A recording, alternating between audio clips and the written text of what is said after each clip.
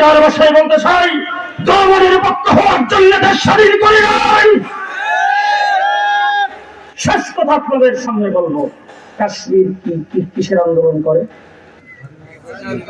স্বাধীনতা যুদ্ধ করতেছে কয় বছর? 70 বছর। কয় বছর হয়েছে তো স্বাধীন? আমার পাশে আসাম 40 বছর স্বাধীনতা যুদ্ধ করে। 10 ট্রাক অস্ত্রের মামলায় আমার বাংলাদেশের কত মানুষের কত জেল জুলুম হইল। কি জন্য 10 ট্রাক অস্ত্র? স্বাধীনতা যুদ্ধ করতেছে আসামের তারা 40 বছর। হয়েছে স্বাধীন? আমার ব্রাহ্মণবাড়িয়ার পাশেই হলো ত্রিপুরা আগরতলা, তারা 30-35 বছর যাবৎ স্বাধীনতা যুদ্ধ করে। হয়েছে তো স্বাধীন? হয়েছে তো স্বাধীন? আজকে যারা মুক্তিযুদ্ধের চেতনার কথা বলো, মুক্তিযুদ্ধের চেতনার কথা বলে জনগণের পক্ষপাত যারা কায়েম করতে চাও, তাদের চোখে আঙ্গুল দিয়ে বলতে চাই, আমরা যদি মুসলিম হিসাবে পাকিস্তানের অংশ না হতাম, পূর্ব পাকিস্তান না হতাম, 70 বছর লড়াই করো, আমরা স্বাধীনতা অর্জন করতে পারতাম না। এবার যদি বুঝে থাকেন বলেন তো, স্বাধীনতার মূলে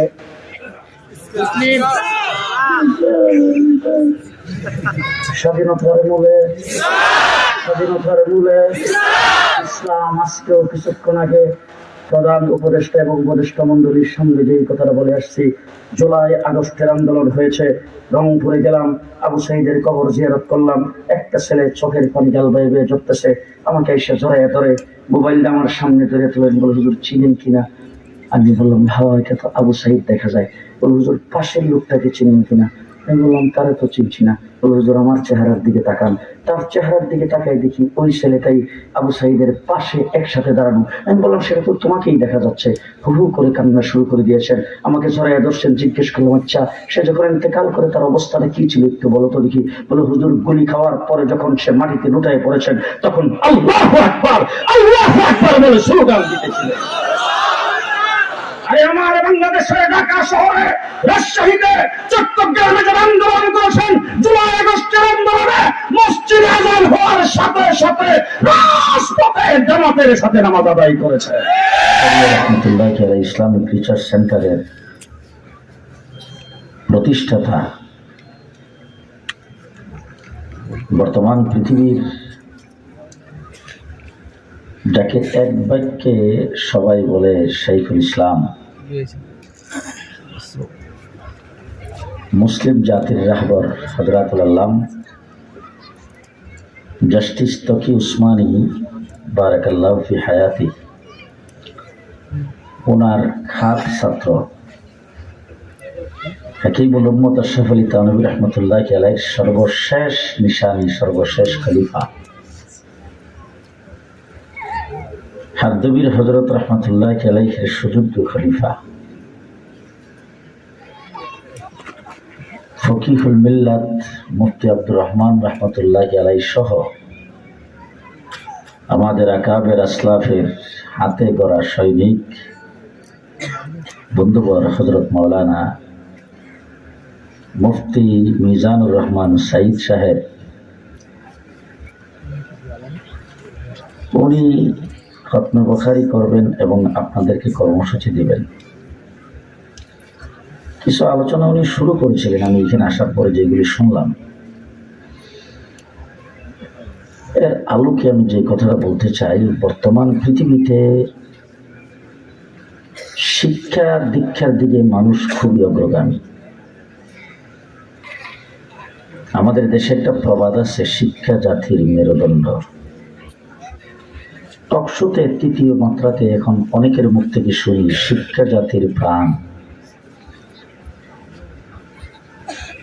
পৃথিবীর 100-তে 100% শিক্ষিত হয় যে সমস্ত দেশে,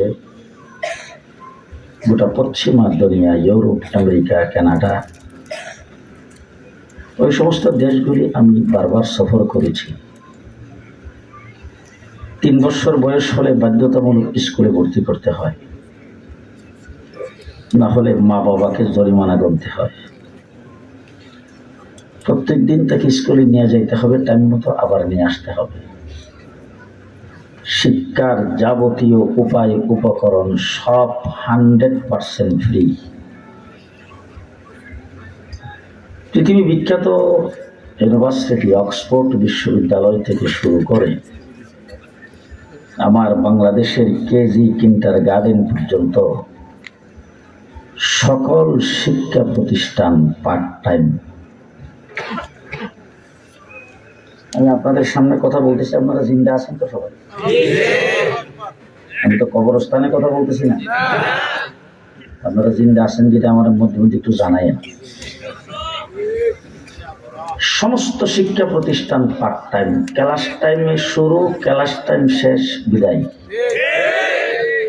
এরপরে সে কি টেলিভিশনের সামনে রইল, ফেসবুক দেখলো, না মোবাইল নিয়ে বসে রইল, না কাউকে নিয়ে পার্কে ঘুরতে গেল, না হোটেলে গেল, এইগুলির কোনো চিন্তা ভাবনা নেই।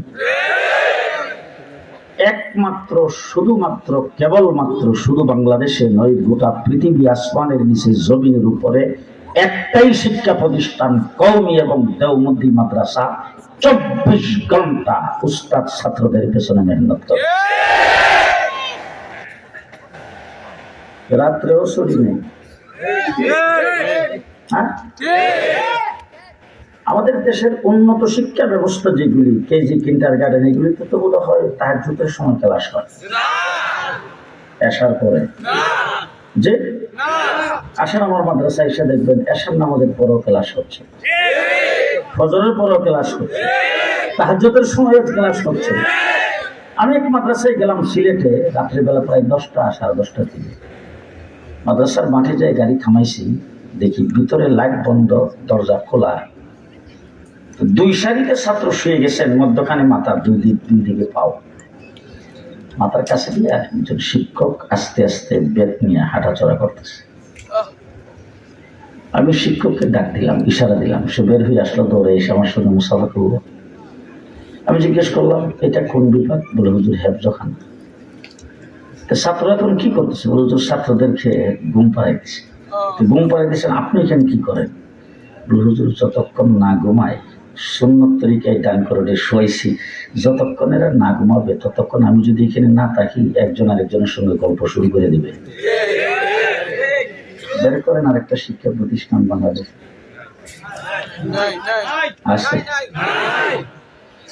এক মাদ্রাসায় গেলাম সকাল 9টা, 9:30 দিকে, যাই সেটা গাড়ির থেকে নামছি। মাদ্রাসার মাঠের পাশে সুন্দর গাটলা, পুষ্করী, এক জাত ছোট ছোট ছেলেপেলারা গোসল করার জন্য নামছে। দিকে 2জন শিক্ষক গাটলার উপরে বেত নিয়ে খাড়া। জিজ্ঞেস করলাম, বাবা আপনারা? বলে, হুজুর আমরা মক্তবের শিক্ষক। আপনারা এখানে কি করেন? ছাত্রদেরকে গোসল করাইতে নামাইছি, এখন আমরা যদি এখানে না থাকি একজন আরেকজনকে পানি ছিটা দিবে, একটা ধাক্কা দিবে, একটা শোয়া দিবে, কত কিছু করবে। যতক্ষণ তাদের গোসল করা লাগে ততক্ষণ আমরা এখানে আসি।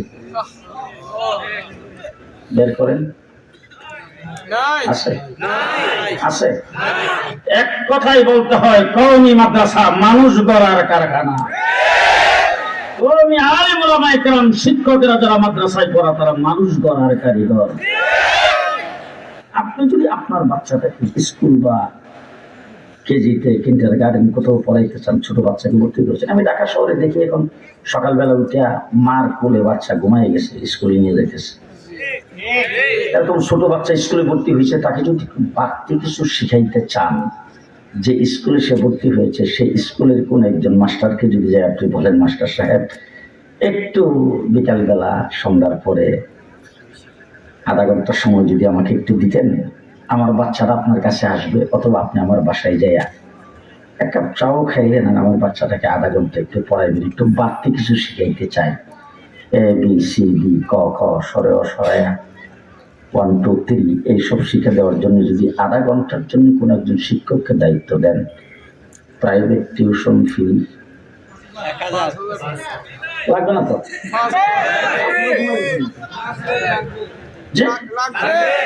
লাগবে না প্রাইভেট টিউশন ফি? 24 ঘন্টা রাত্র দিন আমার কওমি মাদ্রাসার উস্তাদ ছাত্রদের পেছনে মেহনত করতেছে, 1 টাকা প্রাইভেট টিউশন ফি নেই। আছে আছে নাই? 3 নম্বর কথা জিজ্ঞেস করতে চাই, আমার কওমি মাদ্রাসায় কত বছর বয়সে যদি রিটায়ার করে?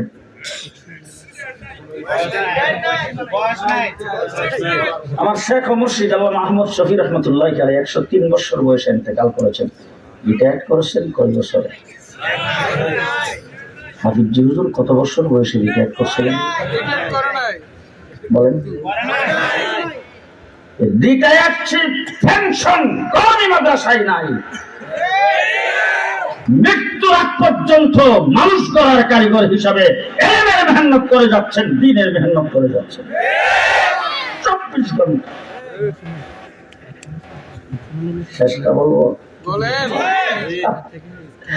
আমার দেশে ডাক্তার, ইঞ্জিনিয়ার, ব্যারিস্টার, মন্ত্রী, ব্যারিস্টার ইন্তেকাল করার পরে রেডিও, টিভিতে, ফেসবুকে বিভিন্ন জায়গায় দেখবেন ঘোষণার পর ঘোষণা আসতেছে, এমক লিডার ইন্তেকাল করেছেন, তার লাশ সংসদ প্লাজায় রাখা হয়েছে, আগামীকাল সকাল 8টায় সংসদ প্লাজায় তার প্রথম জানাজা হবে, জোহরের পরে বাইতুল মুকাররমে জানাজা হবে, তারপরে অ্যাম্বুলেন্স বা হেলিকপ্টার যদি তার লাশ গ্রামের বাড়িতে নিয়ে যাওয়া হবে, সেখানে তার লাশের জানাজা আসরের পরে হবে, তারপরে পারিবারিক কবরস্থানে দাফন করা হবে।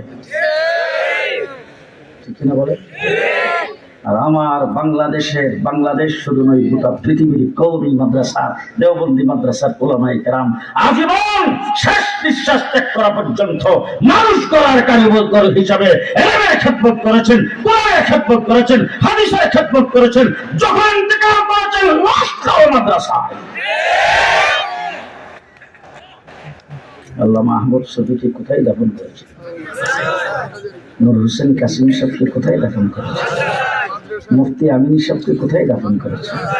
হাফিজ হুজুরকে কোথায় দাফন করেছে? কাসেম নানতুবি রহমতুল্লাহ আলাইহি মাদ্রাসায় দাফন হয়েছে, মাহমুদুল হাসান দেওবন্দি মাদ্রাসায় দাফন হয়েছে, হুসাইন আহমদ মাদানী মাদ্রাসায় দাফন হয়েছে, শামসুল ফরিদপুরি মাদ্রাসায় দাফন হয়েছে, মাওলানা আথার আলী মাদ্রাসায় দাফন হয়েছে, হাফিজ হুজুর মাদ্রাসায় দাফন হয়েছে, ফখরে বাঙ্গাল মাদ্রাসায় দাফন হয়েছে। আর আজীবন মাদ্রাসায় খেদমত করার পরে মৃত্যুর পরে রাষ্ট্র মাদ্রাসায় দিয়ে গেছে। শিক্ষা জাতির মেরুদণ্ড। কোন শিক্ষা জাতির মেরুদণ্ড? হাড্ডিমা টিম টিম, তারা মাঠে পারে ডিম, তাদের খারা দুটো শিং। আজকে যেই জায়গায় ঢুকলাম, বিশাল বড় বড় বিল্ডিং। যখন এখানে জিয়াউর রহমান সাহেব যখন এই এয়ারপোর্ট বানায়, ঢাকা শহর থেকে এয়ারপোর্ট অনেক দূর, এই রাস্তা দিয়ে যখন আসতাম, বিশেষ করে টঙ্গী ইস্তেমা থেকে যাইতাম, পূর্ব দিকে তাকাইলে ইয়া আল্লাহ, বিল আর পানি আর খেত। সেই জায়গায় এখন খুব দামি হয়ে গেছে না? তো ওই জায়গার ভিতরে বিভিন্ন রকম পাখি পাওয়া যাইতো। আচ্ছা বলেন তো দেখি, জিরার সিংহ এটা কোনোদিন ডিম পারে? আর যেটা ডিম পারে এটা কোনোদিন সিংহ দেয়? কথা সত্য না মিথ্যা? মিথ্যা শিক্ষা জাতির মেরুদণ্ড। আমার বাংলাদেশের শিক্ষা সিলেবাসে বালক থেকে মানুষ তৈরি সেরা পর্যন্ত লাগানো হয়েছে, শরীফ থেকে শরীফার গল্প পড়ানো হয়েছে, মুসলিম ছেলে মেয়েদেরকে রাম রামায়ণের কিচ্ছা দিয়ে বইয়ের মধ্যে ভরপুর করে দেওয়া হয়েছে। বলেন, যে শিক্ষায় শিক্ষিত হয়ে বিচারপতি হওয়ার পরে বর্ডারের কাছে ধরা পড়ছে ব্যাগের ভিতরে 70 লাখ, এই শিক্ষা জাতির মেরুদণ্ড। উচ্চ শিক্ষিত, বেশ অনেকবারের মন্ত্রী, নাম কব না, গ্রেফতার করতে যায় বাসা তল্লাশি করার পরে লিফটের গর্তের ভিতরে 400 কোটি। এই শিক্ষা জাতির মেরুদণ্ড। ফিউন 400 কোটি টাকার মালিক। তোমার ফিউন 400 কোটি টাকার মালিক হলে তুমি 200 কোটি টাকার মালিক। যে শিক্ষায় শিক্ষিত হয়ে চুরি শিখায়, দেশের সম্পদকে দেশের সম্পদ মনে করে বিদেশে চালান করে, বেগম পাড়াই বাড়ি করে, এই শিক্ষা জাতির মেরুদণ্ড হতে পারে না। আজকে চ্যালেঞ্জ করে আপনাদের সামনে বলে যাচ্ছি, অল বাংলাদেশের 56,000 বর্গ মাইলের ভিতরে একটা মাদ্রাসায় পড়ুয়া, একজন ইমাম, একটা মসজিদের মুয়াজ্জিন, একটা মাদ্রাসার শিক্ষক কাউকে বের করে বেগম পাড়াই বাড়ি করছে। 5 টাকা বাংলাদেশ থেকে চালান করছে, পাইছেন কোথাও?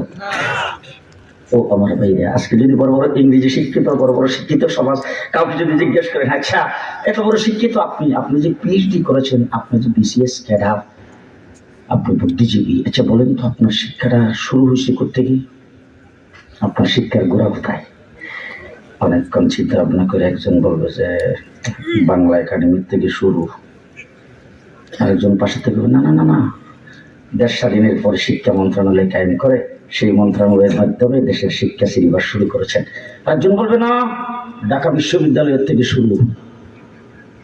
বেশির চেয়ে বেশি কেউ বলতে পারে ব্রিটিশ আমাদের দেশ শাসন করেছে, ব্রিটিশ যে শিক্ষা ব্যবস্থা দিয়ে গেছে আমরা সেটাই পড়ি। যেখানে তো মুফতি মিজানুর রহমান সাইদ সাহেবকে অথবা আলেম ওলামায়ে কেরামকে, হুজুর আপনারা যে একেবারে শিক্ষিত, আপনি যে মুহাদ্দিস, আপনি যে মুফতি, আপনার শিক্ষা কোথা থেকে শুরু হয়েছে? আমি তো বুক টান করে বলবো আমার শিক্ষা হেরা গুহার থেকে শুরু হয়েছে। মুহাম্মদুর রাসূলুল্লাহ সাল্লাল্লাহু আলাইহি ওয়াসাল্লাম 40 বছর বয়সে হেরা গুহায় যায় বসেছেন, ওখান থেকে শিক্ষা শুরু। জিবরাইল আমিন এসে বলছেন ইকরা, পড়ুন পড়ুন। রাসূল বলছেন মা নবী কারি কি নবী পড়া জানি না। জিবরাইল আমিন হুজুরকে চাপ দিয়ে বসছেন, ধরে ছেড়ে দিয়ে বলছেন ইকরা, পড়ুন। তার কারণ হলো আপনি বিশ্ব জগতের শিক্ষক, আপনি যে শিক্ষায় শিক্ষিত করবেন, আপনি যে শিক্ষা মানুষকে দিবেন, এই শিক্ষাই হবে জাতির মেরুদণ্ডের শিক্ষা। সুতরাং আপনি বিশ্ব জগতের শিক্ষক করতে হবে।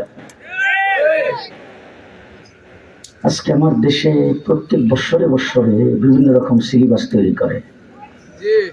শরীফ থেকে শরীফের গল্প, মানুষ থেকে মানুষ তৈরি, নানান কিছু। সবচাইতে বেশি গত 15 বছর সবচাইতে বেশি আঘাত যেটার উপর করা হয়েছে এটা হলো ইসলামী শিক্ষার উপরে। আমার বাংলাদেশের স্কুল কলেজ ইউনিভার্সিটিতে ধর্মীয় শিক্ষা দেওয়ার কোনো মাস্টার রাখা হয় নাই। পরীক্ষার সিলেবাস থেকে ধর্মীয় শিক্ষাকে বাতিল করা হয়েছে। দেশটাকে নাস্তিকতাবাদীতে পরিণত করার জন্য গভীর ষড়যন্ত্র শুরু হয়েছিল। সবচাইতে বেশি নির্যাতিত আমরা হয়েছি। কোন মসজিদের ইমামের মেহরাব নিরাপদ ছিল না, কোন মসজিদের খতিবের মিম্বর নিরাপদ ছিল না, কোন ওয়াজ মাহফিলের স্টেজ নিরাপদ ছিল না। আজকে বিএনপি নির্যাতিত হয়েছে, জামাত নির্যাতিত হয়েছে, বিরোধী দলগুলো নির্যাতিত হয়েছে। আপনাদের নির্যাতন আপনারা হয়েছেন, আমরা এতে দুঃখিত। আমরা আপনাদের সহানুভূতি পেশ করি। নির্যাতিত হয়েছেন আপনাদের, অনেককে ফাঁসির কাস্টে ঝোলানো হয়েছে, অনেককে গুম করা হয়েছে, অনেককে ক্রস ফায়ার দেওয়া হয়েছে, আপনাদের বিরুদ্ধে হাজার হাজার মামলা করা হয়েছে। আপনারা বাড়ি করে ঘুমাইতে পারেন নাই, বৎসরের পর জেলখানার মধ্যে আপনারা ছিলেন, অস্বীকার করি না। কিন্তু আপনাদের 15 বৎসরের নির্যাতন একত্রিত করলে আমার শাপলা চত্বরের এক রাত্রির নির্যাতনের সমান হবে। আমার বন্ধুগণ, ইসলামকে এই দেশ থেকে উৎখাত করার জন্য যারাই চেষ্টা করেছে তারাই থাকতে পারে নাই। পৃথিবীর ইতিহাস মুসা আলাইহিস সালামের বিরুদ্ধে করেছে ফেরাউন, আছে? হ্যাঁ, আল্লাহ পাক কোরআনে বলছেন ওয়া গারাকনা আলা ফিরআউন, ফেরাউনের আহলে আয়াল সহ তার দলবল সহ সবাইকে আল্লাহ পাক পানিতে চুবায় মারছে। আর ফেরাউন জীবন সদল বলে ধ্বংস হয়েছে। আজকে আমার দেশের প্রেসিডেন্ট প্রধানমন্ত্রী হাসিনা সদল বলে পদত্যাগ করে বিদায় হয়েছে। প্রথম তো দেখেছি অনেক, এমন প্রথম দেখি নাই। 340টার এমপি একটাও নাই, একটা মন্ত্রীও নাই। শুধু কি তাই, কোন মসজিদের ইমাম তাদেরকে চাটুকারিতা করছে, সমর্থন করছে, হিদাও নেই। কোন মসজিদের খতিব যদি তাদের চাটুকারি ভূমিকা পালন করছে, হিদাও নাই।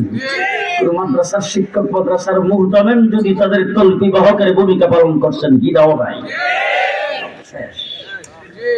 সব শেষ। সময় কম, শেষ কথা আপনাদের সামনে যেটা বলতে চাই, দেশটা মুসলমানের দেশ। দেশটা কার দেশ? আপনার যদি 5টা ছেলে থাকে, একটা ছেলে মাদ্রাসায় পড়ে, মাদ্রাসায় যে ছেলেটা পড়ে ছেলেটারে কিন্তু মাদ্রাসায় সর্বপ্রথমই মাদ্রাসায় তাকে উযু শিক্ষা দেওয়া হয়, গোসল শিক্ষা দেওয়া হয়, প্রার্থনা শিক্ষা দেওয়া হয়, ঠিক না? মুহাম্মদুর রাসূলুল্লাহ সাল্লাল্লাহু আলাইহি ওয়াসাল্লামকে আল্লাহ তাবারক ওয়া তাআলা যে দায়িত্ব দিয়ে পৃথিবীতে প্রেরণ করেছেন, যেই ভাবে যেই সিরিয়ালে আল্লাহ পাক দায়িত্ব দিয়েছেন, ঠিক সেই সিরিয়ালে সেইভাবে কওমি মাদ্রাসায় আমরা ছাত্রদেরকে পড়াই। কোনো প্রকার বেশ কম নাই, কোনো প্রকার বেশ কম নাই, আছে বেশ কম? নবীর দায়িত্ব, সর্বপ্রথম দায়িত্ব ইয়াতলু আলাইহিম আয়াতি, আল্লাহ পাকের আয়াতের তেলাওয়াত। আমার কওমি মাদ্রাসায় সর্বপ্রথম নাজারা কমপ্লিট করা হয় সহিহ শুদ্ধ কোরআনের তেলাওয়াত। 2 নম্বর ওয়ায়ুযাক্কিহিম, পাক ও পবিত্রতা, আত্মশুদ্ধি।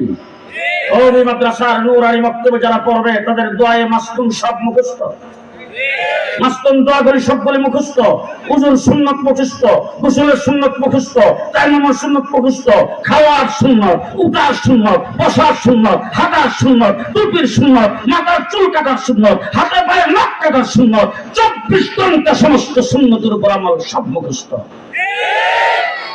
পড়তেছে, একদিক থেকে পড়তেছে, আরেক দিক থেকে আমল সেখানে শিক্ষা দিয়ে আত্মশুদ্ধি তার হইতেছে। আমার সঙ্গে কয়েকজন মাওলানা সাহেব দেখা করতে আসছেন, এসে আমার সামনে বসছে, বসেই বলতেছে, হুজুরে কিছুদিন আগে আমরা সরকারি ইমাম প্রশিক্ষণে গেছিলাম ধর্ম মন্ত্রণালয়ের থ্রুতে ইসলামী ফাউন্ডেশনে। বললাম মাশাআল্লাহ, ভালো করছেন। ওনার আবার অন্য আরেক মাদ্রাসার ছাত্র, নাম কমন। তো আমি বললাম যে গেলেন যে আপনারা কি ওখান থেকে কি পাইলেন, আপনাদের কি দিল? বলে হুজুর যাওয়াতে বেশ আমাদের অনেক অভিজ্ঞতা হয়েছে, অনেক কিছু শিখতে পারছি। কি শিখেছে? বলে হুজুর হাঁস মুরগি কেমনে পালে, হাঁস আর মুরগিকে আর গরুরে ইঞ্জেকশন কিভাবে দিতে হয়, আর হাঁস মুরগির লেতাটা হুজুর আমাদেরকে পরীক্ষা নিরীক্ষা করে দেখাইছে, কোন রং ধরলে কোন রোগ, এটা আমাদের বুঝাইছে। আমি বললাম দেখে মসজিদের ইমাম হাঁস মুরগির ইঞ্জেকশন দেবে না, মসজিদের ইমাম মানুষের দেহের চিকিৎসা করবে না, মসজিদের ইমাম মানুষের রুহের চিকিৎসা করবে। কওমি মাদ্রাসায় আমরা রুহের চিকিৎসক বানাই। এখানে আমি বললাম যে আপনাদের সরকারি প্রশিক্ষণে আমাদের কওমি মাদ্রাসার কোন ছাত্র আমাদের কওমি মাদ্রাসার পাশ করে কোনো মৌলবি যাওয়ার কোনো প্রয়োজন নাই। তার কারণ হলো আমরা আগে ইমাম বানাই, পরে আলেম বানাই। আমার কওমি মাদ্রাসার মধ্যে নুরানি বক্তব্য, সেখানে আগে ইমাম বানায়া স্টেজের মধ্যে উঠাইয়া জানাজার নামাজ, ঈদের নামাজ, জুমার নামাজ। ওই বাবা অনেক সময় মাহফিলে গেলে দেখি যে এক একটা খুতবা দেওয়ার জন্য যে দাঁড়াইছে আর কি, আমি ফেল খুতবা, ওখানে খুতবা মুখস্থ, লাঠি দিয়ে খুতবা দিতে হবে, সুন্নত তরিকে খুতবা দিতে হবে, সমস্ত ইমামতির কার্যক্রম যা আছে সব ফাঁস করায়া জনগণের সামনে, আলেমদের সামনে নামাজ পড়ায়া দেখায় ইমামতি ফাঁস করায়া মাদ্রাসায় ভর্তি করে আলেম বানায়। কি বলেন? মুহাম্মদুর রাসূলুল্লাহ সাল্লাল্লাহু আলাইহি ওয়াসাল্লাম যে শিক্ষা নিয়ে আসছেন, সেই শিক্ষা রাসূলকে আল্লাহ পাক যে ধারাবাহিকভাবে দিয়েছেন, যে সিস্টেমে দিয়েছেন, এই সিস্টেমই আমাদের এখানে পড়ানো হয়। কোনো বেশ কম নাই। ওই যে মাদ্রাসার মধ্যে পড়ানো হয় সর্বপ্রথম কোরআনে কারীমের সুশোভিত তেলাওয়াত, তারপরে সুন্নাত তরিকা যা আছে সবকিছু বুঝায়া তাকে পাক পবিত্র বানায়া, এরপরে ওই আল্লিমুহুমুল কিতাব ওয়াল হিকমা, ইলম আর হিকমতের দুধ গ্রহণ করার জন্য শেখ জাকারিয়া ইসলামিক টিচার সেন্টারে ভর্তি কইরা মুফতি মিজানুর রহমান সাহেবের সনদ লইয়া সেখান থেকে আমরা আলেম বানায়া বের করি। এখানে বলেন মুহাম্মদুর রাসূলুল্লাহ সাল্লাল্লাহু আলাইহি ওয়াসাল্লামের এই শিক্ষায় বর্তমানে বিক্ষিপ্ত কয়েকটি কথা। আপনি সৌদি আরবে যান, আরব আমিরাত, কাতার, কুয়েত, 100% মুসলমান, কিন্তু সেখানে কোরআনের ভাষা, তাদের ভাষা আরবি ভাষা। ওই জায়গায় যায় দেখেন আমাদের বাংলাদেশের মতো শেখ জাকারিয়া রহমতুল্লাহি আলাইহি ইসলামিক রিসার্চ সেন্টারের মতো একটা সেন্টার সেখানে নাই। একজন আলেম তৈরি করার কোন ব্যবস্থা সেই জায়গায় নাই। আমার বাংলাদেশে আলেম তৈরির ব্যবস্থা আছে না নাই? মাদ্রাসার সংখ্যা বেশি না কম? আলেমের সংখ্যা বেশি না কম? মসজিদের সংখ্যা বেশি না কম? আজান বেশি হয় না কম হয়? হাফেজের সংখ্যা বেশি না কম? গত 22 বছরের ভিতরে যত হিফজুল কোরআন প্রতিযোগিতা হয়েছে, বাংলাদেশে হাফেজে কোরআন 1 নম্বর স্থান অধিকার করেছে। এবার শেষ কথা আপনাদের জিজ্ঞেস করতে চাই, দেশটা কার? আস্তে করে বাইরের লোকের জন্য না শুনে, কার দেশ? মুসলমানের দেশ। একটু পেছনের দিকে তাকান তো দেখি, বাংলাদেশটা অর্থাৎ ইংরেজ আমাদের দেশ শাসন করেছে, শোষণ করেছে 200 বছর। ইংরেজ এই দেশ থেকে বিতাড়িত হয়েছে আমাদের পূর্বপুরুষ আলেম উলামায়ে কেরামের লাঠি ডান্ডার বাড়ি খেয়ে। ইংরেজের বিরুদ্ধে কথা বলার মতো শক্তি কোন লিডারের ছিল না, কোন নেতার ছিল না। ইংরেজের বিরুদ্ধে অস্ত্র ধরেছেন, ইংরেজের বিরুদ্ধে আমরা করেছি। ফাঁসির কাস্টে ওলামায়ে কেরাম ঝুলছে, জীবন দিয়েছে ওলামায়ে কেরামের যুদ্ধ জিহাদের কারণে এই দেশ থেকে ইংরেজ বিতাড়িত হয়েছে। আজকে তোমরা আমাদেরকে স্বাধীনতার ইতিহাস শোনাও আর মুক্তিযুদ্ধের পক্ষ শক্তি, মুক্তিযুদ্ধের চেতনার কথা বলে গত 15 বছর পর্যন্ত দিনের বুটে রাতে করে যারা ক্ষমতায় আঁকড়ে ধরে রেখেছ, পরিষ্কার ভাষায় ইতিহাস আমাদেরকে ভুল ব্যাখ্যা দিয়েছ, ভুল শোনায়েছ। ভালো করে মনে রাখবেন, যুক্তফ্রন্ট গঠন হয়েছিল মাওলানা আতহার আলীর নেতৃত্বে। তার মধ্যে ছিলেন মাওলানা ভাসানী, হুসেন শহীদ সোহরাওয়ার্দী, শেরে বাংলা একে ফজলুল হক, নিচে দিয়া যুবক মানুষ, তার নামও লেখা ছিল মুজিবুর রহমান। জেলখানার ভিতরে বসে বসে ইতিহাস পড়লাম, সবার নাম আছে, আতহার আলী সাহেবের নাম নেই। হোসেন শহীদ সরওয়ার্দীর নাম আছে, একে ফজলুল হকের নাম আছে, শেখ মুজিবের নাম আছে, বাসারির নাম আছে, আথার নিসাবের নাম নেই। জেলখানার ভিতরে রিমান্ডে ছিলাম ডিবি অফিসে 1.5 মাস। রমজানের মাস, কোরআন তেলাওয়াত করতে দেয়নি, তারাবির নামাজটা ঠিক মতন পড়তে দেয়নি। 24 ঘন্টা রাত্রে 2টা 3টা আমাকে ডাইকে বের করে নিত, আসেন আসেন আপনাকে জিজ্ঞাসাবাদ করার জন্য টিম আসছে। টিমের সামনে যাওয়া মাত্র প্রথম গালিটা দিতেন, তুই পাকিস্তানি রাজাকার, তোর হাফিজ জুজুর পাকিস্তানি রাজাকার, তোর আখড়া আলী পাকিস্তানি রাজাকার, তোর শামসুল ফরিদপুরি পাকিস্তানি রাজাকার, তোর মুহিউদ্দিন খান পাকিস্তানি রাজাকার, তোর মুফতি আমিনী পাকিস্তানি রাজাকার। এক একজনের নাম ধরে ধরে গালিগালাজ শুরু করছেন, আমাদেরকে পাকিস্তানি রাজাকার বলছেন। আরে আমরা তো পাকিস্তানি রাজাকার হবে কেন? পাকিস্তান তো আমরা যাই নাই, পাকিস্তানের সাথে তো আমাদের আলাদা কোনো সম্পর্ক নাই। পাকিস্তানের কোনো কিছু বাস্তবায়ন করার জন্য আমরা তো বাংলাদেশে কোন প্রকার স্লোগান দেয় নাই। তোমরা যারা স্বাধীনতার চেতনা, মুক্তিযুদ্ধের চেতনা বলে দেশকে 15 বছর শোষণ করেছ, আজকে প্রমাণ হয়েছে তোমরা সবাই ইন্ডিয়ান রাজাকার।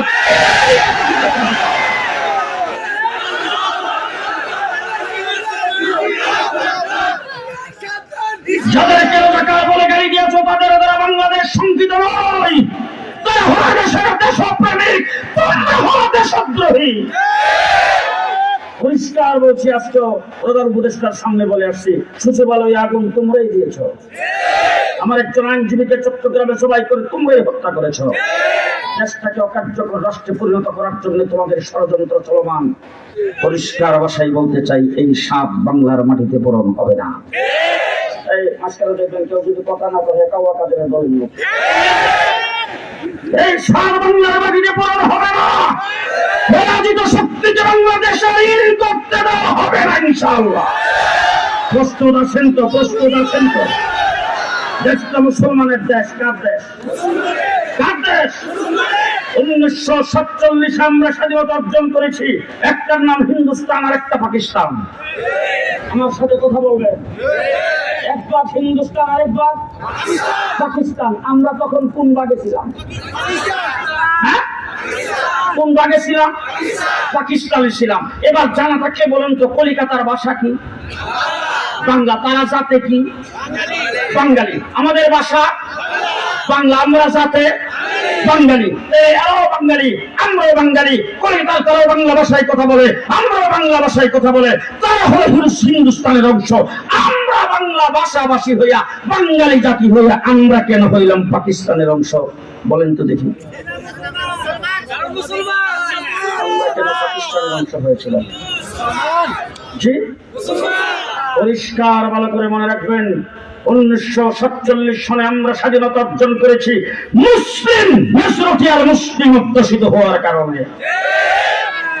বলেন, এরপরে পশ্চিম পাকিস্তানিরা আমাদের সঙ্গে বৈষম্যের আচরণ করেছে। চাকরির ক্ষেত্রে, শিক্ষার ক্ষেত্রে, বিভিন্ন দিক থেকে পশ্চিম পাকিস্তানিরা আমাদের সঙ্গে বৈষম্যের আচরণ করেছে। 1970 সনে নির্বাচন করেছেন। শেখ মুজিবুর রহমান সাহেব নির্বাচনে ইশতেহারে পরিষ্কার বলেছেন, নির্বাচনে যদি জয়যুক্ত হয় ইসলামের পক্ষে কোনো পদক্ষেপ নেওয়া হবে না। সেই কথা যখন জনগণ দেখলো, দেখার পরে সিল মারো ভাই, সিল মারো, ফেলছে সিল মেরে। নিরঙ্কুশ সংখ্যাগরিষ্ঠতা পেয়েছেন শেখ মুজিবের দল আওয়ামী লীগ। পশ্চিম পাকিস্তানিরা তার কাছে ক্ষমতা হস্তান্তর করতে যখন গড়িমসি শুরু করেছেন, ক্ষমতা হস্তান্তর করতে রাজি নয়। 7.5 কোটি বাঙালি অস্ত্র ধরে দেশ স্বাধীন করেছেন বাংলাদেশ। যুদ্ধ করেছে 9 মাস। এবার জিজ্ঞেস করতে চাই, শেখ মুজিবুর রহমান সাহেবের 7ই মার্চের ভাষণে, যেই ভাষণের শেষে তিনি বলছিলেন এবারের সংগ্রাম স্বাধীনতার সংগ্রাম, সেই ভাষণের ভিতরে উনি কয়টা শব্দ বলেছেন? যদি দেশ স্বাধীন হয়, আমি যদি ক্ষমতায় আসি, আমার আওয়ামী লীগ যদি ক্ষমতা দখল করে, ক্ষমতা গ্রহণ করে, তাইলে এই দেশ হবে ধর্ম নিরপেক্ষ।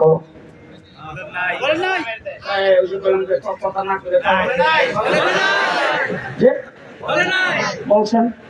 জিয়াউর রহমান সাহেব স্বাধীনতা ঘোষণা দিয়েছেন, তিনি কি সেই কথা কালোর কাঠ দিয়ে মানে বেতার কেন্দ্র থেকে তিনি এই কথা বলছিলেন, দেশ স্বাধীন হবে, আমি স্বাধীনতার ঘোষণা করলাম, স্বাধীনতার যুদ্ধ আজকের থেকে শুরু হয়েছে, যুদ্ধ করে যদি দেশ স্বাধীন হয়, দেশ হবে ধর্ম নিরপেক্ষ। বলছেন সারা বাংলাদেশে মুক্তিযুদ্ধ যারা করেছেন, মুক্তিযুদ্ধদেরকে বলছেন স্বাধীন সার্বভৌম বাংলাদেশ হবে মানে ধর্ম নিরপেক্ষ। বলছেন ইলেকশন করেছেন, ইসলামের বিরুদ্ধে কিছু করা হবে না। কেউ বলেন শেখ মুজিবুর রহমান সাহেবকে অ্যারেস্ট করে নিয়ে গেছেন পাকিস্তানিরা, কেউ বলেন তিনি আত্মসমর্পণ করছেন। আমি সেই বিতর্কে যাইতে চাই না। তিনি পাকিস্তানে আটকা ছিলেন, সেখান থেকে যখন দেশ স্বাধীনের পরে যখন আসছেন, উনি কি ডাইরেক্ট বাংলাদেশে আইছেন?